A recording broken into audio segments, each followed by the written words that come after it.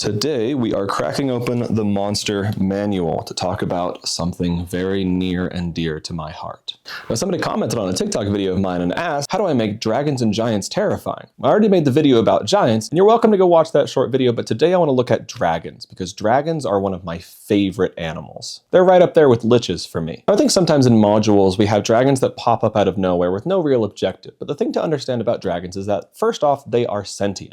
Second off, they live for a long time, so survival is a top priority for them. And just looking at those two things, there's a lot that we can dive into. But the first thing that I want to look at is Tyranny of Dragons, or Horde of the Dragon Queen. Now, I know a lot of Dungeon Masters don't like this module. However, it has lots of really good information about how to run dragons well. So let's take a look. So this is directly from the module. The dragon flies over the keep and uses his breath weapon without moving closer than 25 feet from the parapet. After each attack, the dragon swoops away until his breath weapon recharges, then swings in for another attack. He repeats this pattern until he's taken 24 damage or more or a single critical hit. After that happens, he leaves for good. Now there's a couple of things that we can take away from this. What it shows us, if a dragon doesn't have a vested interest in dying in a place, then he's not going to stay for very long. So if your players are trying to hunt a dragon, they're going to be doing a lot of chasing, and they may even end up in that dragon's lair. Now some dragons have multiple layers, so they're not going to be willing to die in any single one of them because they have multiple. If your dragon has a single lair with a single horde, then it's very likely that they're going to die for that. That is their life's work. It's like a lich dying for their library. It's a little more reasonable. Now the thing that makes dragons terrifying is not their HP or AC, both of which are pretty high. Let's take red dragons as an example. I've heard commentary before that the CR system doesn't make a lot of sense, and an adult red dragon being a challenge 17 doesn't really match. That means you would need at least 4 level 12 characters for you to take down a single adult red dragon. That's not even an ancient one. The first thing is that a dragon is never going to put themselves in a situation where they know they're going to get hurt. We saw that from Tyranny of Dragons just now. Another commenter mentioned that if they haven't recharged their breath weapon yet, then they would fly down, grab someone, fly up, and drop them. Now, seeing that dragons are very intelligent, I think that's a really good direction to go. However, I wouldn't, simply for the reason of adventurers and dragons know each other. If a dragon sees a group of adventurers, whether they look like casters or fighters or archers, he's going to stay away from a group that looks more dangerous. So an adult red dragon would make sure to stay 55 feet away and only engulf an area in flames at the maximum distance. Now 55 feet is close enough for them to get to them, but he's not going to fly all the way over them. He's going to come up, stop at 55 feet,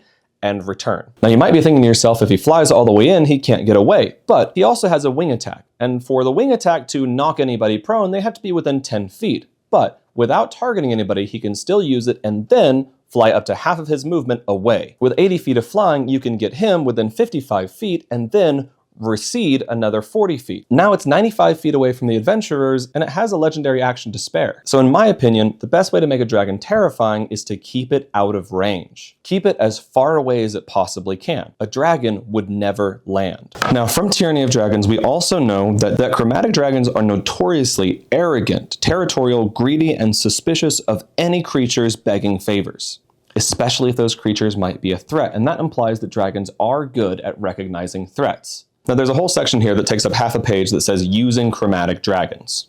Dragons are among the oldest, most intelligent, and most powerful monsters in Faerun and in the Dungeons & Dragons game. They are evil, merciless, and every battle against these creatures should feel like life or death experience. And no dragon should ever fall without the heroes suffering during the battle. They will use every possible advantage with no regard for fairness, and their chief advantage is flight. A dragon never fights on foot where enemies might hack at it when it can soar majestically out of reach and slaughter foes with its breath weapon. Only in its lair will a dragon typically engage in melee, and only if its horde is threatened. The first thing is that a dragon will never land outside of its lair. If it does, it will quickly get back up into the air again where possible. A dragon on the ground is a dead dragon. If you want your dragon to survive your party, it needs to fly. And between its regular fly speed and its wing attack additional fly speed, it has up to 120 feet of movement every turn. That's enough movement to swoop in, kill a character, and come right back out. And that's not even talking about layer actions or regional effects. So let's talk about those. Now, every dragon has different regional effects, so I advise you to go through and look at all of them. We're going to use the red dragon as an example here. The regional effects are pretty simple. Small earthquakes are common within 6 miles of the dragon's lair. Again, a dragon is going to stay by its lair. Water sources within 1 mile are supernaturally warm and tainted with sulfur.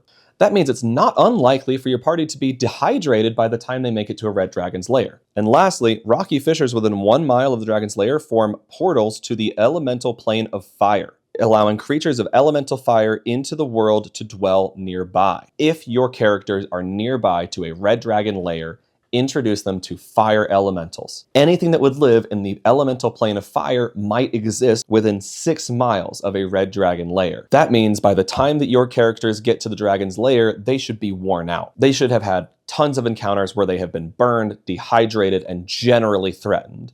And then they arrive at the lair where the dragon may still not fight them on the ground. Dragons are not terrifying because of their HP and AC, which are both high. They're terrifying because everything else they are. They will never fight fair. They will always be cruel, and they will always go for the kill. If the dragon dies, these effects fade over the course of 1d10 days. That means that this area will still be dangerous as the characters leave. Now, all of that so far, and it doesn't include lair actions, so let's talk about those. Again, where possible, a dragon should never die outside of its lair. There are 3 lair actions that a fire dragon can use in their lair. The first is magma erupts from a point on the ground that the dragon can see within range, creating a 20-foot high, 5-foot radius geyser of magma. Each creature there must make a DC 15 dex save, or they take 66 fire damage or half as much on a save. Now, lair actions can happen at the beginning of every single round, and the dragon gets to choose the point. So whoever is the most dangerous to the dragon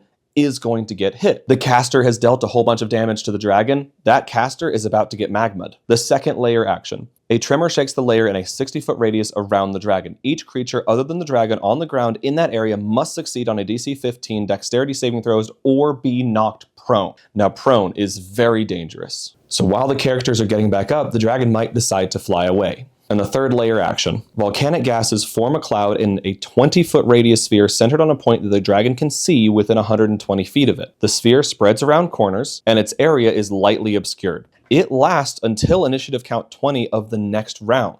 It's not concentration on the dragon, it just stays. Each creature that starts its turn in the cloud must succeed in a DC 13 Constitution saving throw or be poisoned until the end of its turn. While poisoned in this way, the creature is incapacitated. Now, incapacitated is a very specific word here. While poisoned in this way, they are incapacitated. That means they automatically fail dex saving throws, and attacks that hit are critical hits. So imagine for a moment, you get into the dragon's lair, the dragon wakes up, and you are immediately surrounded by smoke.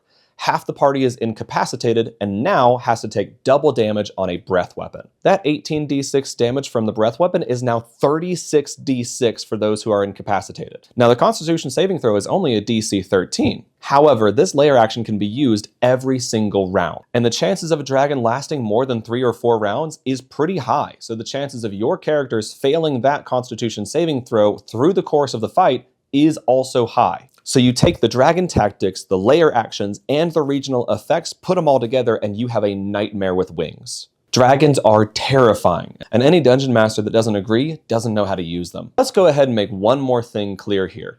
Every monster in the monster manual is potentially scary. As long as they're being fought with the correct level and the correct tactics, everything can be scary. We see that from the case study on Tucker's Kobolds. If you haven't seen that, definitely go watch Tucker's Kobolds. Okay, let me know what monster you guys want to take a look at, and I'll show you how every monster in this manual can be scary.